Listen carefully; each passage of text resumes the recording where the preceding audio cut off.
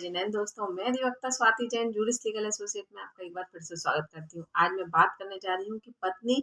पति के साथ रहना भी चाहती है और साथ में पति के ऊपर कई तरह के केस भी कर रखे हैं, जैसे 498 है, सीआरपीसी 125। तो इस तरह से पति को क्या करना चाहिए कि जहाँ पत्नी ये कह भी रही है कि मैं आपके साथ रहना चाहती हूँ और साथ ही यहाँ पर पत्नी के द्वारा 498 का केस भी कर दिया गया है, तो ऐसी परिस्थिति में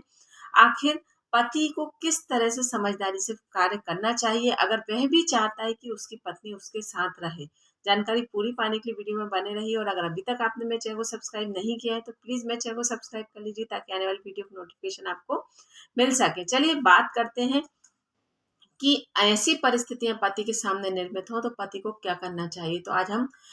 इसी बात को समझने का प्रयास करेंगे कि जहां महिला एक केस कर देती है तो केस करने की परिस्थितियां दोनों हो सकती हैं कि कई बार भड़काने में भी महिला के सामने ऐसी परिस्थितियां निर्मित हो जाती हैं कि जहां घर परिवार वालों के द्वारा प्रेशराइज कर दिया जाता है कि नहीं, तुम अपने ससुराल वालों के ऊपर या पति के ऊपर ये केस करो तभी उनका की अकल ठिकाने लगेगी। लेकिन कहीं ना कहीं महिला अंदर ही अंदर जानती है कि मेरा पति ऐसा नहीं है या मेरे ससुराल वाले ऐसे नहीं है। कुछ परिस्थितियां ऐसी निर्मित हो गई थी जहां वाद विवाद हो गया और वह गुस्से में ऐसा कदम उठा लिया था कि वह पीयर का रुख कर लिया, लेकिन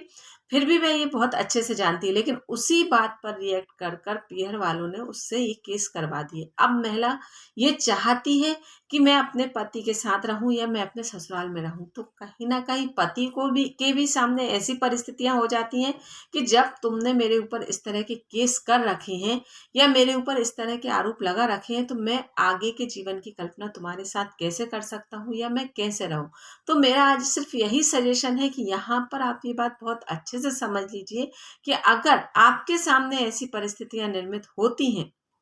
तो आपको यहाँ पर बहुत ही समझदारी से कार्य करना चाहिए कि अगर आप भी अपने पार्टनर को बहुत अच्छे से जानते हैं कि अगर मेरे पार्टनर ने मेरे ऊपर ये केसेस कर रखे हैं तो कहीं ना कहीं उसका उद्देश्य इस तरह से नहीं था, उसको घर वालों के द्वारा प्रेशराइज किया गया और जिसके चलते उसने मेरे ऊपर ये केस कर दिए। तो ऐसे समय में आपको भी अपनी समझदारी का प्रूफ देना चाहिए और अपने पार्टनर से एक लीगल या यूं कहूं कि एक स्टाम्प पर पूरा लिखित में ले लेना चाहिए कि मैं आपके साथ रहना चाहती हूँ या मैंने गुस्से में इस तरह के आपके ऊपर आरोप लगा दिए थे, मैं ये सारे केस विड्रॉल करने के लिए तैयार हूँ और आप एक नोटराइज कराकर अपने पास इस चीज को रख लीजिए और कहीं ना कहीं इस बात को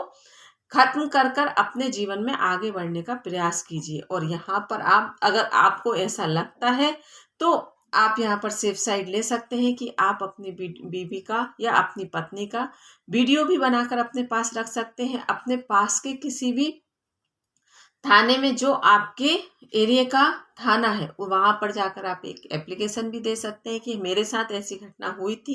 लेकिन अब मैं अपने पार्टनर के साथ रहना चाहता हूं और अगर भविष्य में मेरे साथ कोई भी समस्याएं आएंगी तो हमने इस कंडीशन में ऐसे रहने का साथ में प्रयास किया है, तो फिर आप उस कंडीशन के अकॉर्डिंग एक एप्लीकेशन दे सकते हैं। तो ये आपके लिए सब तरीके से सेफ साइड हो जाएगा और अपने पार्टनर के साथ भी ये बात रख दीजिए कि अगर भविष्य में ऐसी कोई स्थितियां निर्मित होंगी तो हम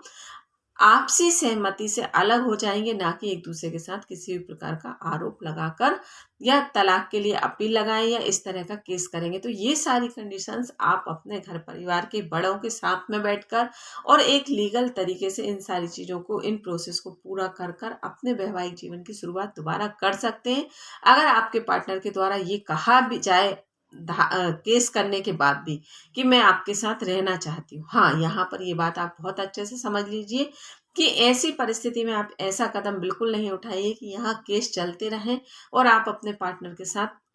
के साथ अपने वैवाहिक जीवन की स्थापना दोबारा कर लें। तो यहाँ पर ये आपकी बहुत बड़ी गलती होगी। कई बार ऐसे केसेस में ये देखने को मिला है कि यहाँ केस चल रहे हैं, कुछ समय के लिए